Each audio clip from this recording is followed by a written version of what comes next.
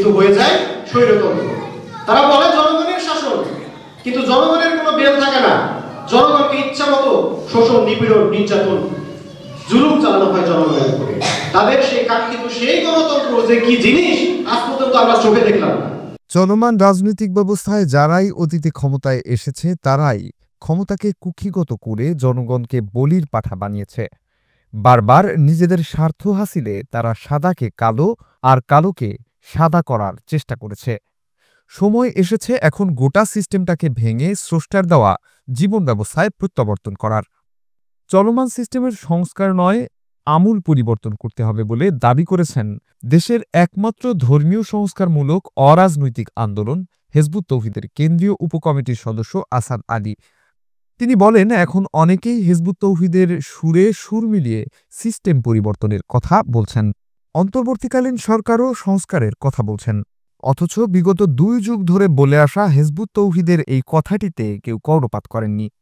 আমরা অতীতেও বলেছি, এখনও বলছি, শুধু সিস্টেমের সংস্কার নয়, এর আমূল পরিবর্তন করতে হবে। শুক্রবার সকাল 10টায় কুষ্টিয়ার ভেড়ামারায় জেলা হিজবুত তৌহিদ কর্তৃক আয়োজিত কর্মী সভায় প্রধান অতিথির বক্তব্যে তিনি এসব কথা বলেন। তিনি বলেন, মানুষের পরিবার, সমাজ, রাষ্ট্র, অর্থনীতি, রাজনীতি কিভাবে পরিচালিত হবে সেটার একটা রূপরেখা, একটা সিস্টেম আল্লাহ দিয়েছেন। এটার নাম আল্লাহ দিয়েছেন দিন, অর্থাৎ জীবন ব্যবস্থা।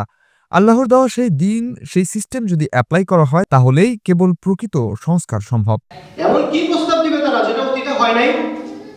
সেই ব্রিটিশ আমলে আমাদের দেশ যেভাবে চলতো, যে বিধিবিধান, যে সিস্টেমে চলতো, ব্রিটিশরা চলে যাওয়ার পরে আমাদের যারা যখন পাকিস্তান হইল, পাকিস্তান হওয়ার পরে পাকিস্তানের নেতারা তারা চিন্তা করলেন যে ব্রিটিশদের চাইতে উত্তম তো আর কিছু হইতে পারে না। তারা তো প্রভু, তারা তো সেরা, তারা তো পৃথিবীর শ্রেষ্ঠত্বের আসলে নিজেদের শ্রেষ্ঠত্বের কথা তো তারা ভুলে গেছে। ব্রিটিশরা হচ্ছে সেরা, তাহলে ব্রিটিশদের সিস্টেমের চাইতে উত্তম সিস্টেম, তাদের রাজনৈতিক ব্যবস্থার চাইতে উত্তম ব্যবস্থা, তাদের অর্থনৈতিক ব্যবস্থার চাইতে উত্তম ব্যবস্থা, তাদের আইন কানুন দণ্ডবিধির চাইতে উত্তম দণ্ডবিধি, আইন কানুন তো আর হইতেই পারে না। তখন তারা কি করলেন?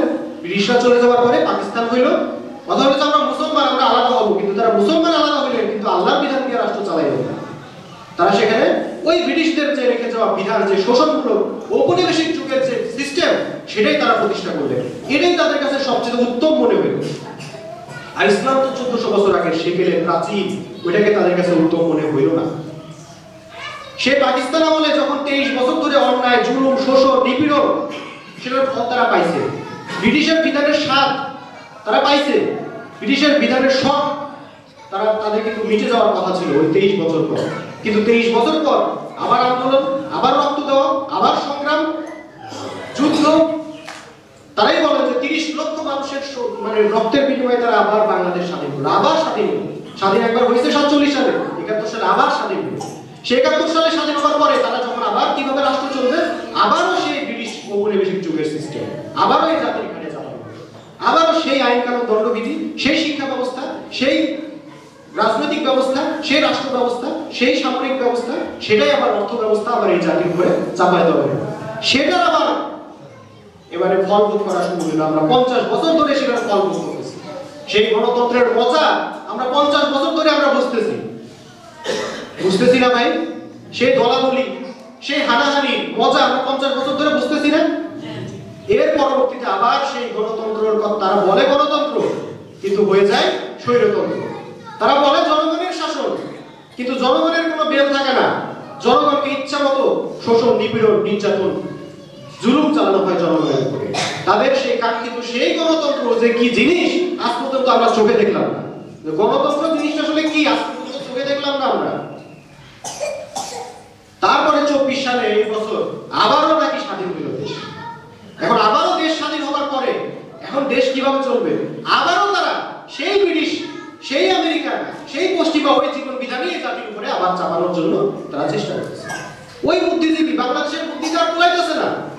এখন তারা আমেরিকা যুক্তরাষ্ট্র থেকে সংবিধান সংস্কারের জন্য তারা পণ্ডিত বিশেষজ্ঞ নিয়ে আসতেছে, নিয়ে এসে এই পণ্ডিত এবার বসে বসে এখানে সংবিধান সংস্কার করে দেবেন। কিভাবে সংস্কার করবে? ওই আমেরিকা যুক্তরাষ্ট্র যেভাবে দেশ চলে এইভাবে বাংলাদেশ চলবে। তাহলে আমরা আমেরিকা যুক্তরাষ্ট্র হয়ে যাব। তারা আমেরিকা হতে চায়, কিন্তু তারা রাসূলের সেই উম্মাহ হতে চায় না। তো আমাদের একটার পর একটা আমরা স্বাধীন করতেছি এখানে দেশ, কিন্তু ঘুরে ফিরে সেই মানুষের তৈরি বিধান, এবং এই মানুষের তৈরি বিধান দিয়ে কিভাবে তারা দেশকে উন্নত করবে, কিভাবে জাতিকে ঐক্যবদ্ধ করবে, কিভাবে সকল সংকটের সমাধান করবে তা কেউ জানে না। কেউ জানে না কিভাবে করবে।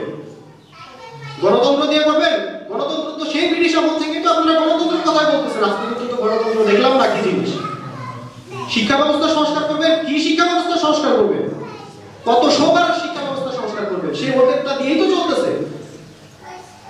একবার চীনের উত্তম শিক্ষা ব্যবস্থা সেখান থেকে নিয়ে আসেন, একবার মনে হয় যে না রাশিয়ার উত্তম ওখান থেকে নিয়ে আসেন, একবার মনে হয় যে না নরওয়ে সুইডেনে ওদের ওখানে শিক্ষা ব্যবস্থা অনেক উত্তম ওখানে নিয়ে আসেন। একটার পর একটা আমাদেরকে গিনিপিগ পাইছে। যা ইচ্ছা আমাদের উপরে খালি পরীক্ষা নিরীক্ষা চলতেছে, আমাদের সন্তানদের উপরে, আমাদের ছোট ছোট ভাই বোনদের উপরে পরীক্ষা নিরীক্ষা চলতেছে। কি ফলটা হয়েছে? আজকে আপনাদের শিক্ষা ব্যবস্থা থেকে যারা শিক্ষিত হয়ে বের হয়েছে সেই ছাত্রদের কাছে আজকে শিক্ষকদের কোনো ইজ্জত নাই। এটাই হয়েছে আপনাদের শিক্ষা ব্যবস্থার ফল। ছাত্রদের হাতে ছাত্ররা নিরাপদ না। এক কলেজে আরেক কলেজে হামলা করতেছে, এক বিশ্ববিদ্যালয় আরেক বিশ্ববিদ্যালয়ে হামলা করতেছে। কারো হাতে কেউ নিরাপদ না। তাদের যেমন মুখের ভাষা, তেমন তাদের আচার আচরণ, তেমন তাদের উশৃঙ্খলতা। তাহলে কি শিক্ষা দিলেন যায়? এখন আবার আপনি কি শিক্ষা দিবেন নতুন করে? কি সংস্কার করবেন বলেন? কি সংস্কার করবেন? কি বাকি রাখছেন আপনারা যে এটা সংস্কার করবেন? আসলে সংস্কারের কিছু নাই, মেরামতের কিছু নাই। আসল সমস্যাটা কি? আসল সমস্যাটা হলো মানুষের তৈরি বিধানে, মানুষের তৈরি সিস্টেমে, মানুষের তৈরি ব্যবস্থায় কখনো শান্তি আসবে না। অনুষ্ঠানে কুষ্টিয়া জেলা হিজবুত তৌহিদের সভাপতি আক্কাস আলীর সভাপতিত্বে বিশেষ অতিথি হিসেবে উপস্থিত ছিলেন খুলনা বিভাগীয় আমির জসিমউদ্দিন ও খুলনা বিভাগীয় সহকারী আমির আয়মান আহমেদ কামাল।